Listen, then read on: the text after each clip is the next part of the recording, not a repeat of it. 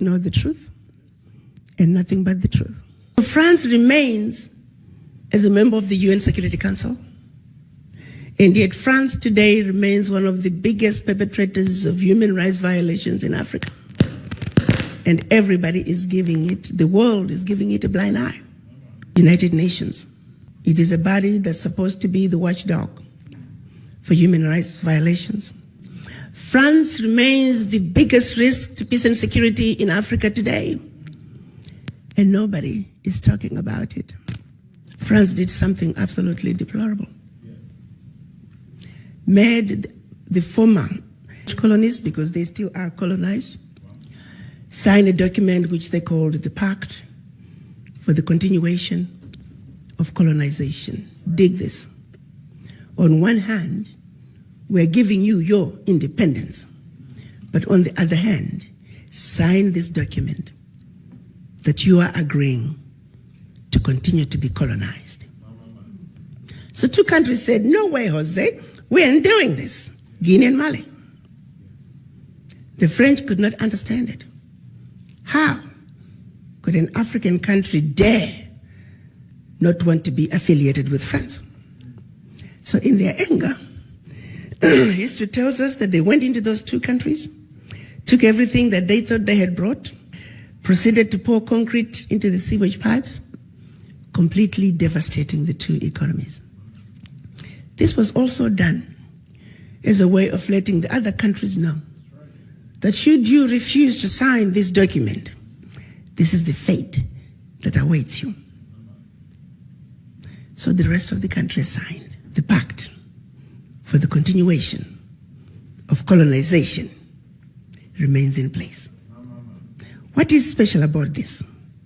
The Pact for the Continuation of Colonization said, 1, you shall deposit 85% of your bank reserves with the French Central Bank under the control of the French Minister of Finance.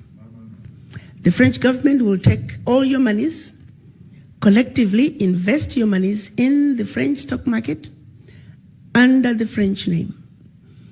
And you don't have to know what the returns are. Should you wish to access some of your money, keep in mind that countries are now left with only 15% of their reserves.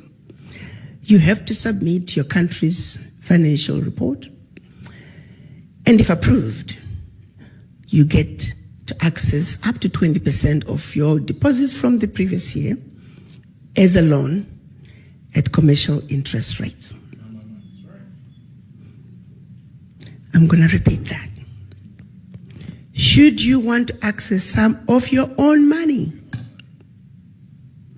you have to submit your own country's financial report. And if approved, you get it as a loan at commercial interest rate. So you go from having a humongous credit with France to now owing France for borrowing your own money, a loan that you'll never be able to finish paying.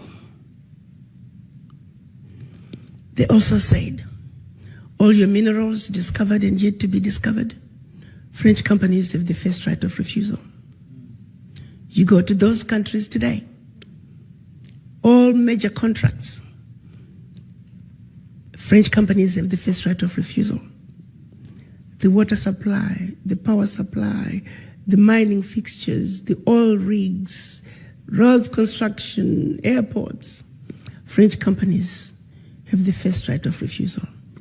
If anything is left, the people in your country may get it. They also said, your military can only be trained by France. You can only purchase military equipment from France. France shall have military presence in your country and can invade your country without notice if France feels that her interests in your country are being violated.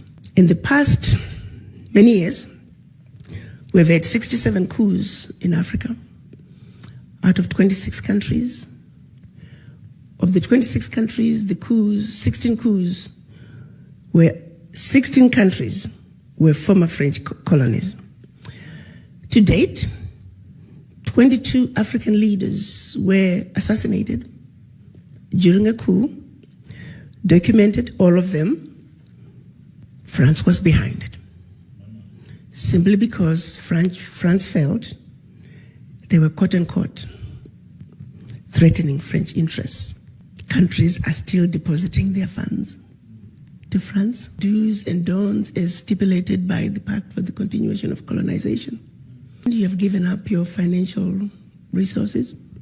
You have given up control of your natural resources. You have given up your military. What power do you have? Today, because of the Pact for the Continuation of Colonization, France alone, that little bitty country, is taking out of Africa over $500 billion. Over $500 billion. And by the time they finish investing that money into the French stock market, they are realizing trillions of dollars in any given year. Park that. The watchdogs for corruption are saying out of Africa, 50 billion gets out of the continent from corruption. The question I have is, why has it been so difficult for us as Africans to say enough is enough? How long are we going to keep watching this carnage go on and we say nothing? It goes back to the mind. It goes back to that fear. It goes back to that sense of inferiority. And I go back to the diagnosis I made when I went to Washington. That until we black people understand that we are suffering from the legacy of colonization, that we are suffering from the legacy of slavery, that while we may have lost the shackles of in our legs and our hands, the shackles of the mind continue. Until we realize that we are a wounded people and we need healing, nothing about our circumstances is going to change. We are sick people. But to be sick, first you must realize and accept that you're sick. How do you go to the doctor if you don't think you're sick? We are not only in the doctor's waiting room on an outpatient basis. We are not even in the hospital in a general ward. As black people, we are in the intensive care. And we need to realize that. The baby is now born. And her name is the African Continental Free Trade Area. You see, the children of Africa must realize that now we need diapers, we need formula, tantrums. We need to be ready to take care of this baby. Africa is on the move. The question is, are the children of Africa ready to step up and take what is rightfully yours? You got to understand, around the globe, as black people, the reason we are so disrespected is because we're poor. Most of us don't own anything. Singularly, while we were given our independence, the one thing that was denied from us is economic liberation. The African heads of states are saying African wealth belongs to the African children. The African Union defines African diaspora as all people of African descent living outside Africa. The colonizers have been building the Africa that they want. The game is up. You see, you don't go to China and find black people driving the Chinese development agenda. You don't go to Europe. You don't go to Mexico, India, and find black people driving those regions' development agenda. The reality is, you must not, cannot, should not, and golly, will not go to Africa and find non-Africans driving the African continental development agenda. Unless, of course, you, the children of Africa, the inheritors of Africa's wealth, choose to vacate that place that has your name, The choice is yours.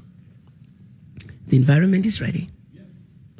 And so, I'm on a mission to see to it that we, people of African descent, truly understand our Africa.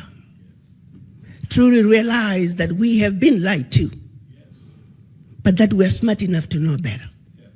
That we have been sleeping, that it's time to wake up.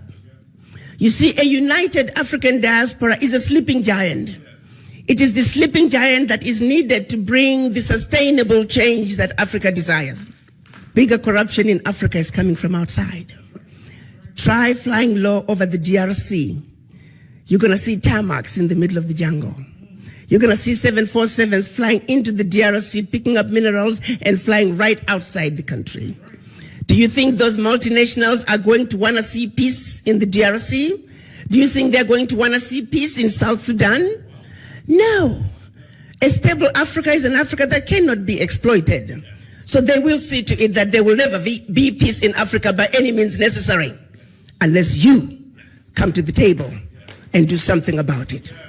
For a continent that doesn't have a single gun manufacturing company, we simply have endless supply of guns. How?